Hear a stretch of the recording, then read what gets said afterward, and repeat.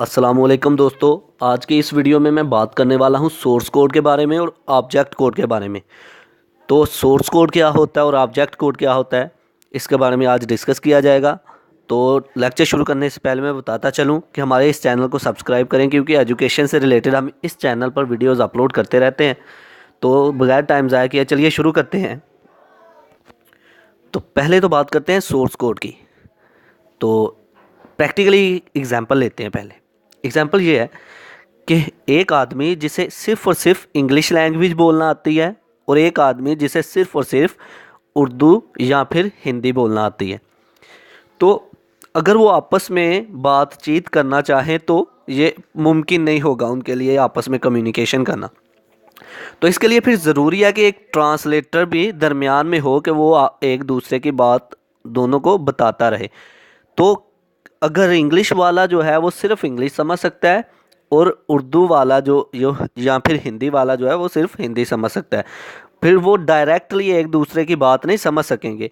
उनको ज़रूरी होगा कि एक तीसरा आदमी भी दरमियान में आए और वो तीसरा आदमी जो है इनके दरमियान में एक मीडियम बने और इनको बात बताए कि ये इंग्लिश वाला उर्दू वाले से क्या कह रहा है और उर्दू वाला इंग्लिश वाले से क्या कह रहा है।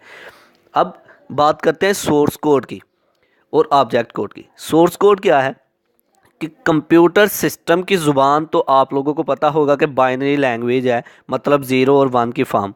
डिजिटल लैंग्वेज कंप्यूटर सिस्टम की जो अपनी लैंग्वेज है।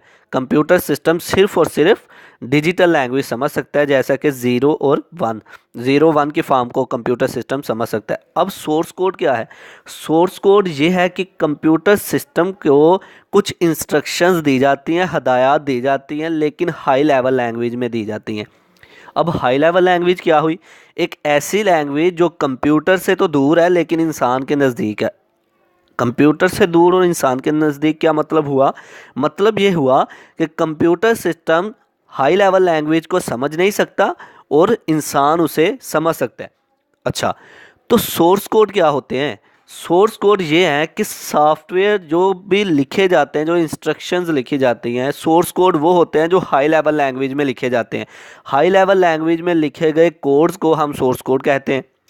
अब कंप्यूटर सिस्टम को तो हाई लेवल लैंग्वेज को समझ नहीं सकता, इसलिए computer system high level language मतलब सोर्स कोड को, हाई लेवल लैंग्वेज में जो लिखे गए कोड हैं, सोर्स कोड को डायरेक्टली अंडरस्टैंड नहीं कर पाएगा। इसके लिए इसको ट्रांसलेटर की ज़रूरत पड़ेगी। अब सोर्स कोड को अगर कंप्यूटर सिस्टम ने समझना है तो उसके लिए पहले कंप्यूटर सिस्टम को सोर्स कोड को जो है ऑब्जेक्ट कोड में कन्वर्ट करना पड़ेगा, फिर उसको बताना पड़ेगा कि फ़लाँ इंस्ट्रक्शंस दी है। अब सोर्स कोड क्या है, हाई लेवल लैंग्वेज क्या है, अब इसके बारे में मैं ज़रा तस्वीर दिखा के आपको बताता हूँ कि जिससे आपको इल्म हो। कंप्यूटर सिस्टम सिर्फ ज़ीरो और वन की फॉर्म समझ सकता है। अब ये हमारी लैंग्वेज है, हाई लेवल लैंग्वेज। अब आप देख सकते हैं इंसान इसे आसानी से समझ रहा है, लेकिन कंप्यूटर सिस्टम तो सिर्फ और सिर्फ ज़ीरो और वन की फॉर्म समझता है। मतलब कि कंप्यूटर सिस्टम ये वाली लैंग्वेज समझता है, ज़ीरो और वन की फॉर्म। अब इस लैंग्वेज को देखें और इस लैंग्वेज को देखें, है ना डिफरेंस? मतलब ये कि कंप्यूटर इसको नहीं समझ सकेगा। इसका मतलब अगर ये चीज़ अगर हमने कंप्यूटर को बतानी है तो कन्वर्ट करना होगा ज़ीरो और वन की फॉर्म में। तो फिर क्या हुआ कि सोर्स कोड इस लैंग्वेज में लिखे जाते हैं, हाई लेवल लैंग्वेज में। ये हाई लेवल लैंग्वेज के कोड है तो इसे हम सोर्स कोड कहेंगे। तो अगर कंप्यूटर सिस्टम को बताना है सोर्स कोड में कुछ, तो उसको सोर्स कोड को पहले कन्वर्ट करना होगा मशीन कोड में या फिर ऑब्जेक्ट कोड में। ये हमारा ऑब्जेक्ट कोड है, ज़ीरो और वन।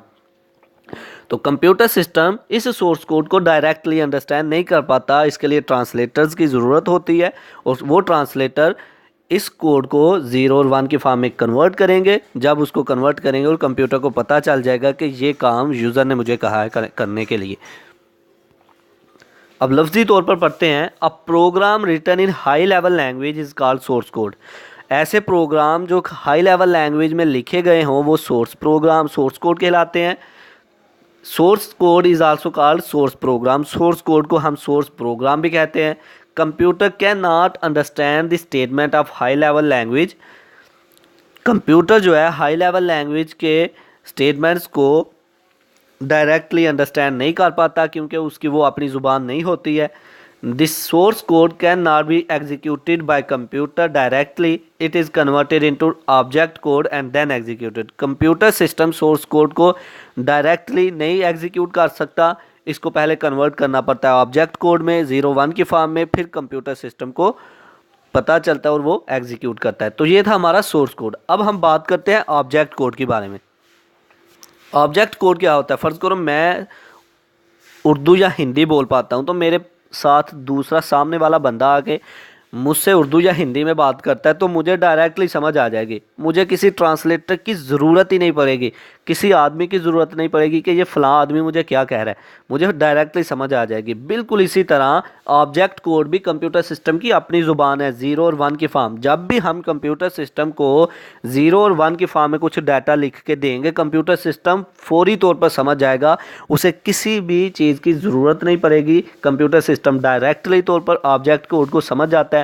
सोर्स कोड को कंप्यूटर सिस्टम डायरेक्टली समझ नहीं पाता था, इसके लिए उसे क्या करना पड़ता था? सोर्स कोड को पहले कन्वर्ट करना ऑब्जेक्ट कोड में और फिर कंप्यूटर सिस्टम को पता चलता था। लेकिन ऑब्जेक्ट कोड क्या है कि कंप्यूटर सिस्टम ऑब्जेक्ट प्रोग्राम्स को, जो सॉफ्टवेयर ऑब्जेक्ट कोड में लिखे हों, उनको कंप्यूटर सिस्टम डायरेक्टली अंडरस्टैंड कर लेता है और उसके लिए किसी ट्रांसलेटर की ज़रूरत नहीं पड़ती।